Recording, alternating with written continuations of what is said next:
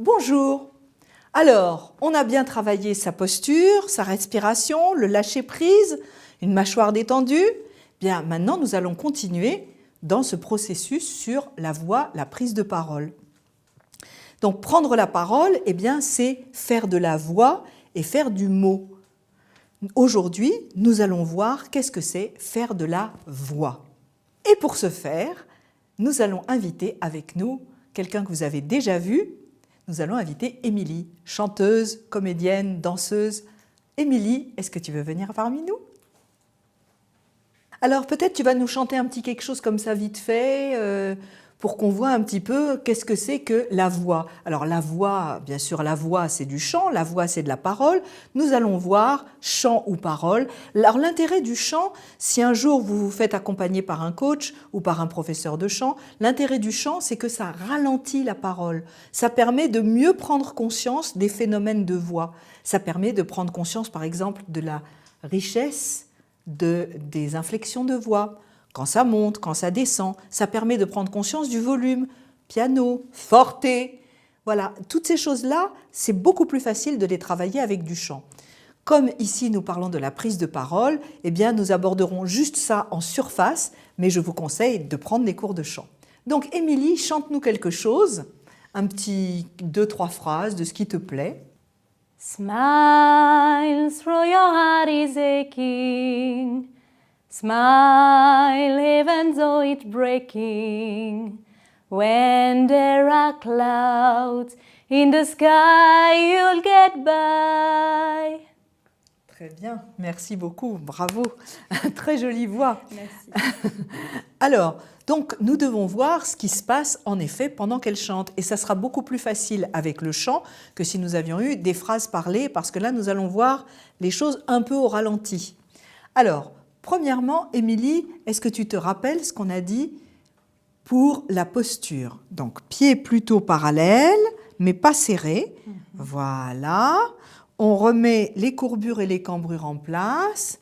Voilà, bravo, très bien.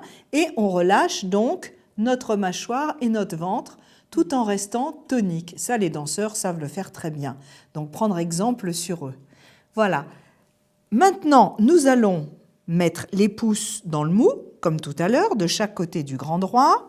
La partie la plus molle, alors chez les danseurs, malheureusement, il n'y a pas beaucoup de mou, mais voilà, tu relâches ta mâchoire, tu relâches ta langue, et déjà tu me fais s. Et là, on voit cette poussée sur le ventre que nous allons refaire pour nos internautes. La caméra sur les pouces, et on le refait, détends-toi bien, et juste concentre-toi sur ce que fait ta bouche. S, s. Voilà, là on voit cette poussée sur les pouces qui représentent l'appui du diaphragme sur les viscères. Et c'est ce sur quoi on va, entre guillemets, poser la voix. Alors, poser la voix, chez Émilie, ça ne va pas être très difficile. Essaye, Émilie, d'être encore un tout petit peu plus tonique dans ta diction. Quand tu fais « smile » et la suite, c'est quoi? Through your heart is aching. Through your heart is aching. Your heart is Is aching. Tu vas essayer, alors en anglais c'est aussi beaucoup plus sirupeux, en français c'est un peu plus vertical comme diction, mais essaye d'accentuer le through. Essaye. Through. Alors, voilà. Alors, your heart c'est quelque chose d'un peu doux, on va moins le voir, mais pour ache. Ache. Alors surtout le Ache. voilà. Comme ça, on va voir un peu ce qui se passe. Donc, ce que tu vas penser à faire.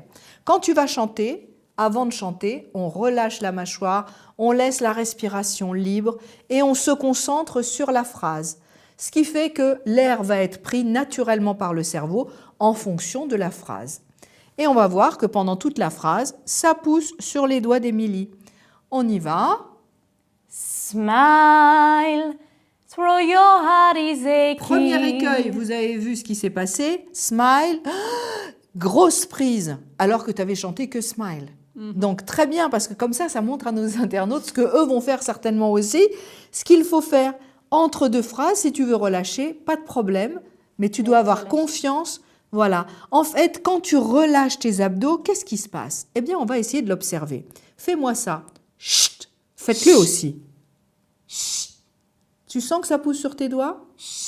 Oui, je sens que ça pousse un peu plus bas que mes doigts.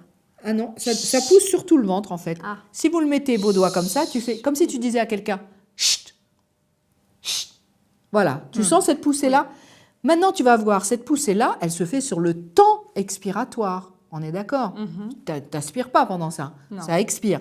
Mais ça pousse, d'accord? Et qu'est-ce qui se passe sur le temps où tu relâches? Vas-y.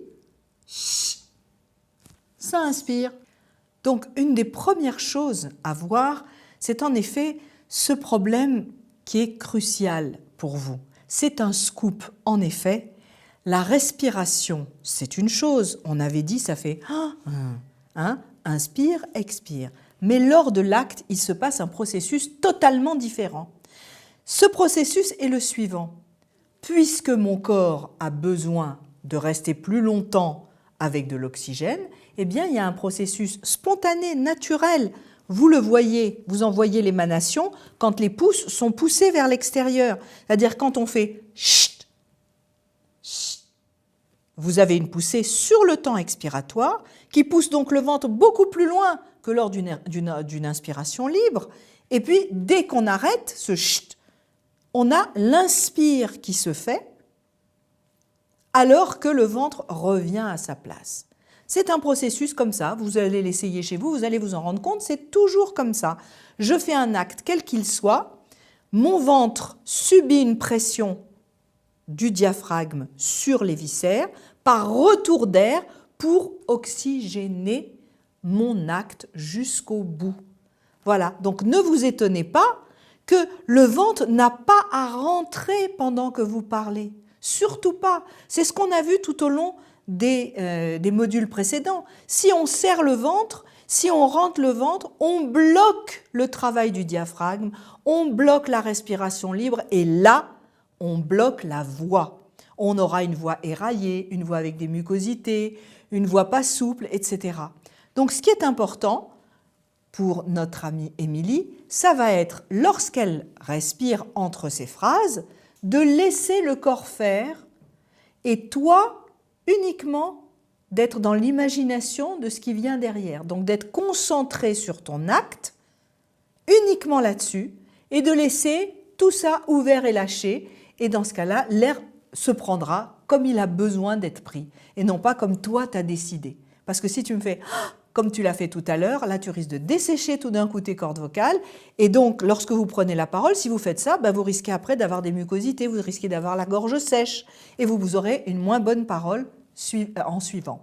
Donc on recommence, et t'essayes entre tes phrases de ressentir l'appui pendant que tu chantes, et hop, ça se refripe, on va dire, on va l'appeler comme ça plutôt qu'autre chose, comme un sac sur lequel on gonflerait, ou un ballon pendant que ça chante, et quand on arrête de chanter, hop, ça revient à une position intermédiaire où là, la respiration libre revient. On y va. Smile, show your heart is aching. On relâche. Smile, even though it's breaking. When there are clouds in the sky, you'll get by. Très bien. Alors, qu'est-ce que tu as senti au niveau de ta voix? J'ai une aisance, c'était beaucoup plus simple finalement de poser, de chanter. De poser mon chant, oui. Voilà. C'est-à-dire que ce qu'on obtient comme ça, c'est une voix qui est timbrée naturellement. Ça n'a pas forcé ta voix. Là, tu as senti que tu pouvais monter et descendre sans heurts. Et ça sera la même chose pour vous. Lorsque vous allez prendre la parole, ça va être difficile, vous n'allez pas travailler tout votre discours comme ça. Ce que je vous conseille, c'est quelques petites phrases le matin, après vous êtes brossé les dents, et quelques petites phrases où vous contrôlez notre maître corbeau, par exemple, ou autre chose, des petites phrases de diction, où vous contrôlez que la pression se fait lorsque vous parlez, qu'elle arrête lorsque vous arrêtez de parler.